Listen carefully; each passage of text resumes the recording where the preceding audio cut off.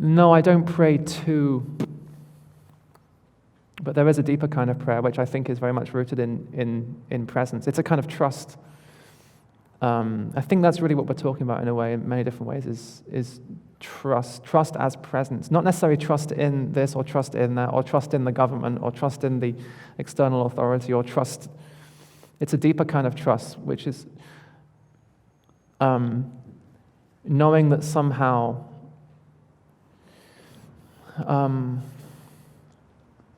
whatever happens, I will face it with presence.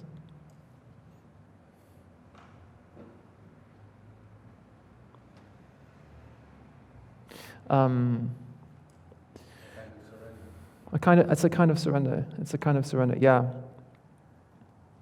Not even trying to surrender. This is the funny thing, that presence. It's not even that we have to surrender, because that's also something that we try to do.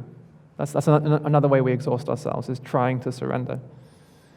Trying to surrender. But the true surrender, it's like surrendering even to your attempts to surrender. Surrendering even your attempts to surrender.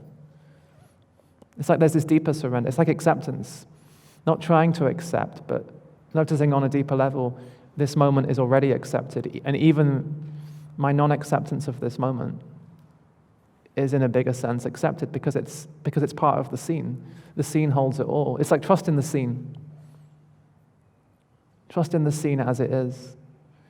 Even if what appears in the scene is massive distrust. This is the beauty of it. Because that's what could appear in the scene. It could be a scene where what's arising in the scene is profound doubt, distrust. But perhaps even our lack of trust is trustable as life. In a sense, we can bow to it as even this distrust. In this moment, even my inability to trust, even that part of me that has forgotten how to trust, is itself trustable. That's a much deeper sense of trust. So that's so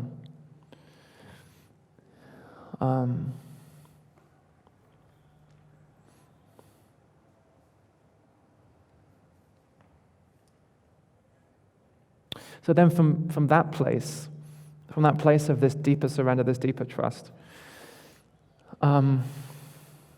what I found in my own life anyway is that the right answer, the right decision will grow from that place, from the ground of presence, fertilized with, watered, fertilized with love, with attention, with slowness,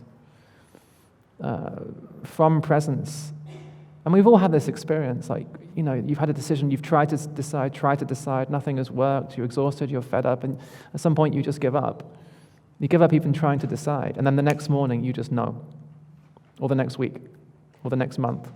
But the answer has taken root, the answer has sprouted from presence, not through an escape from presence, but actually from presence itself. It takes some trust in a way, and some befriending of uncertainty, and befriending of not knowing, learning to love that place of no answer yet.